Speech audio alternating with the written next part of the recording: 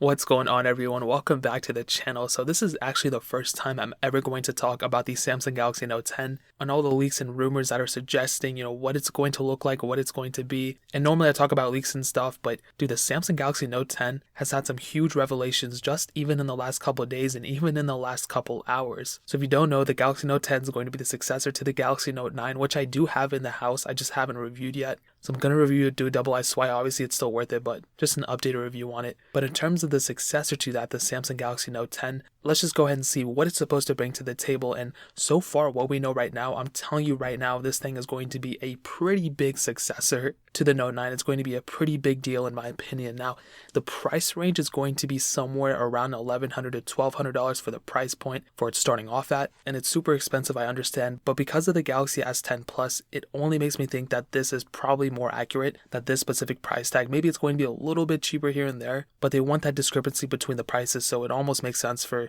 Samsung to release it at this price tag. Now there's going to be different variants of the Samsung Galaxy Note 10. So there's going to be the regular Galaxy Note 10, but there's also apparently going to be a Galaxy Note 10 Plus. Now, I don't know how I feel about that. Like, I personally liked it how it was just one specific Note device, but now that there's going to be two potentially, it just kind of, I don't know. If the price tag is $1,100 to $1,200 to start off with, dude, that's going to be a super expensive Note 10 Plus. Like, that's probably going to be like $1,300 to $1,400. That's going to be a stupid expensive device in my opinion. There's also talks about a 5G variant coming out, so that's also something to keep in mind. Now for the regular Note 10, if there is two different variants or whatever, the regular Note 10 will have around a 6.3 inch display, and the Note 10 Plus will have a 6.75 inch display, so just a little bit bigger in that. Now the biggest difference, if you haven't already seen already, is going to be the display itself. So it's still going to be a very sharp 1440p display, maybe a little bit higher in resolution this time, but this time we really don't have too much bezel around the display. Samsung has shrunk the bezel down, but on top of that, this display will probably have a hole punch display,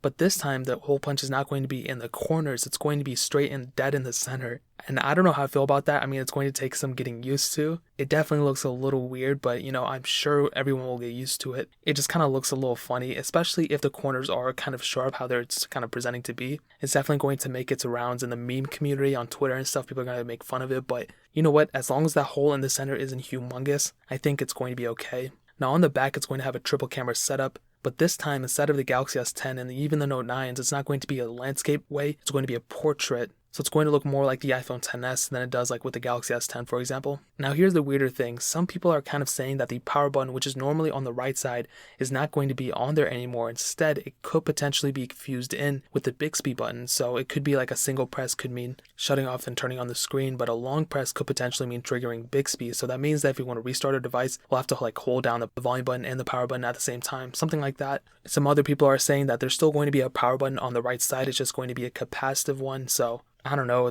we're kind of all over the place, but this time there's going to be a fingerprint sensor on the front embedded into the screen, so it's going to be more streamlined with the whole entire Galaxy S series, the newer S10, S10 Plus, except the S10e, but the coolest thing is that this thing should be announced within a month from now, even less than a month, August 7th. That's when all these things are going to be released, and we're going to know for 100% fact.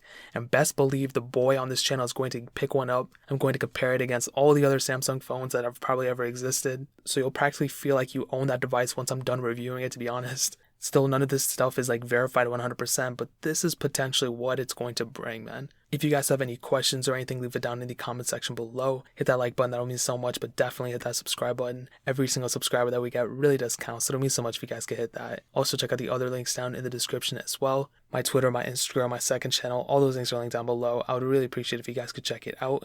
But more importantly than everything else, I love every single one of you guys. And hopefully I'll catch you guys in the next video. Peace out till then.